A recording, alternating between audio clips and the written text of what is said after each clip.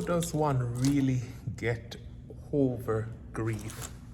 Today make it 5 years since my mother and stepfather was murdered. Each day I wake up, you still feel that hurt, you still feel that pain. There's a void that no one cannot fill, no matter how much they show you love and all of that. But I cannot reminisce on the past, but the memories, I just have to just keep those memories inside my heart as they continue to linger and I continue to reminisce on the good old days and all of that. As I said, my mother and stepfather was murdered. I want to give, and it's been 5 years now, March 28, 2019 will never be the same. As I celebrate my birthday, 10 days later, this thing happened and it struck the entire family all across. But as I want to speak about my mother was a very stern person. She showed her love in a different form and all of that.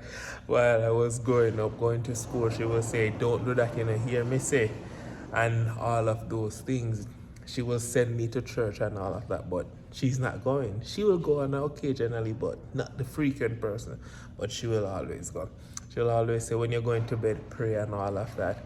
Even when I was going to school, she was never the type of person to attend PTA meetings and all of that.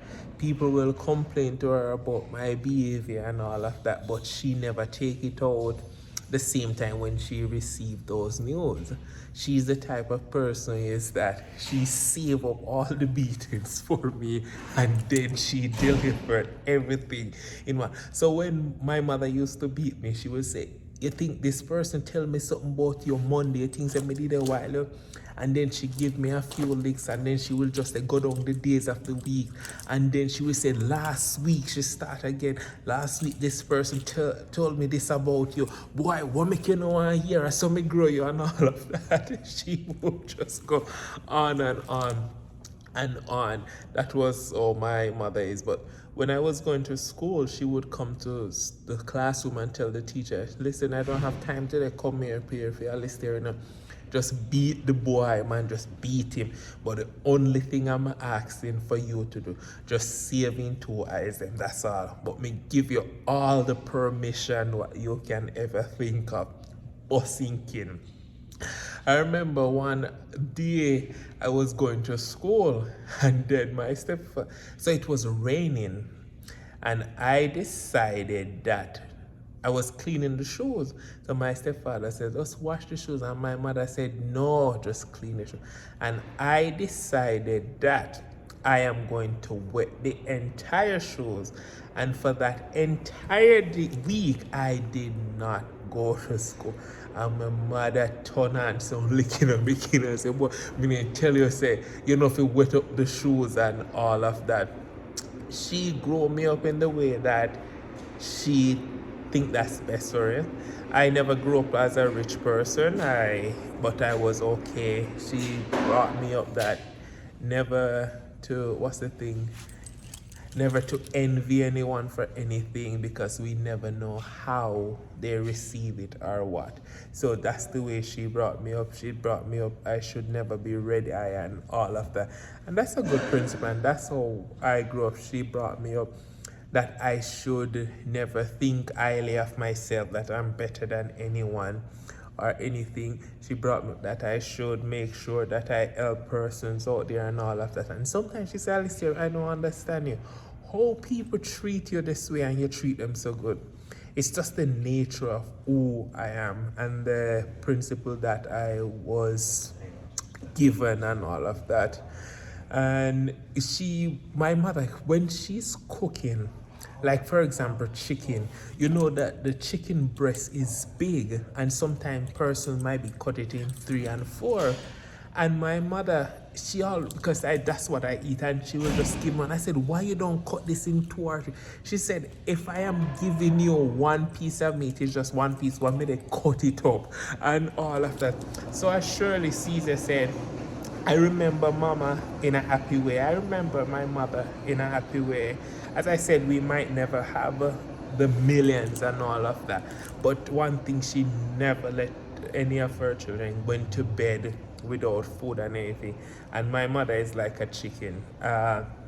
If you try disrespect anybody at all, she will be there on your defense and all of that. At her funeral, a lot of person was grieving, crying and all of that. And today, I don't know. I used to, when I go to funeral, I used to say to people, I understand what they're going through when they lost their mother.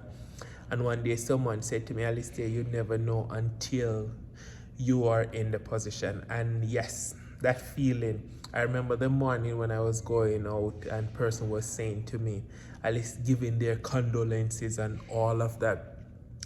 I know persons were talking to me and all of that, but it seems like I was totally out of this world. Yeah. So I take it easy. Other person did not take it easy. Person say, Alicia, how did you do it? But it's because of God.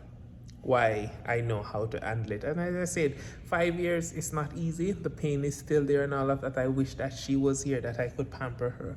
I wish that she was here, that I could show her more love. I wish that I did more for her when she was alive. I have a lot of regrets and all of that. Yeah. As I said, she beat me left, right, and center, and then I just see those beating was to just help me to become the better man that I should be in today's society. Yeah. So my mother, I remember one day she went to a PTA meeting. My mother don't go to PTA meetings, so she went, and one morning she was washing, and she said, yes, boy, you hear me tell us when you go to school, you must behave yourself and all of that. So I said, what my mother they talk about her now? Went to the PT and the teachers, them complain, give her all bill and receipt. And my mother the morning, I was making mac and cheese for breakfast for my brother and I. And my mother get up and me ran under the bed. And my mother they lift the bed up, so I'm pulling it down back. So my mother take the mac and cheese off of the fire with the water and dash under the bed for me. And then when me see my mother is determined to beat me in the morning, she take the mattress off of the bed now and they lift up the bed and me say, all right, now me they go run out. Yes, when me try to run out, she just let go the bed and my back. I remember too, one morning she beat me. Something me do and me couldn't remember. And they say, your mother they come and me run. And there was a drink in Jamaica, small box drinks called Action Oil. And then she was beating me. And me I say, Action Oil, Action Oil, Action. She beat, and then in the afternoon a Rasta man did a pass it on. And me trouble the Rasta man too. And my mother decided she go beat me. And me say, Action Fever, Action Oil, Action. And when she finished, she beat me about 5 minutes. She said, go beat. And then I just sick for that entire week. Yeah, as I said, I remember my mother in a happy way. I miss her each day. But I want to speak about my father-in-law. He was a taxi operator, a painter. A good painter, but never get rich. He get the money, but my stepfather gamble so badly. But as a taxi, he used to ride a bike, a F-150, then he changed it to some other bike, and then he buy a car. But my stepfather, he never beat me. I never liked oats porridge, and one Sunday morning, a rooster fry egg and make oats porridge, and I decided that I didn't want it. I'm not going to have it. I don't like it. And he didn't even beat me. He just said, if you not drink it, you not move. I realize every kids they play from 7 o'clock, I sit around the table till 2 o'clock. I mean just taste it. I say, I go eat it. You see like how other step parents beat me and all of that. My stepfather never talk to me. I mean no say my elder, I say yes, and that's it. But he would paint.